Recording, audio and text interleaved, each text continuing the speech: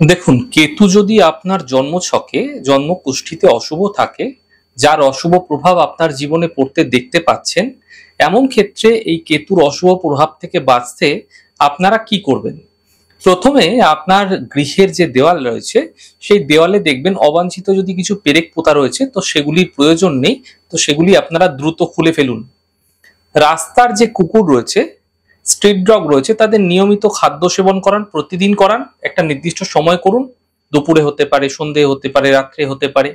আপনার বাড়ির ভেতরে কোনো ক্যাকটাস বা কাটা জাতীয় গাছ রাখবেন না। দেখতে তো সুন্দর লাগে, আপনারা অনেকেই রেখে থাকেন, কিন্তু ক্যাকটাস জাতীয় গাছ আপনাদের গৃহে কিন্তু অশান্তি, ঝঞ্ঝাট বাড়িয়ে তোলে, কেতুর দুষ্প্রভাব বাড়িয়ে তোলে।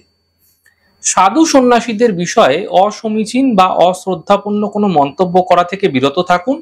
কোনো রকম খারাপ মন্তব্য করবেন না, এতে কিন্তু আপনাদের মানসিক স্থিতিও বিঘ্নিত হতে দেখতে পাবেন। কোনো ধারালো বস্তু, যেমন ধরুন কাঁচি, ছুরি, ব্লেড, ছুঁচ, এই ধরনের কোনো বস্তু যেগুলি থাকে সাধারণত ঘরে, এগুলি এদিকে ওদিকে ফেলে রাখবেন না গৃহে। একটি বাক্সের মধ্যে রাখুন, একটি কৌটোর মধ্যে রাখুন।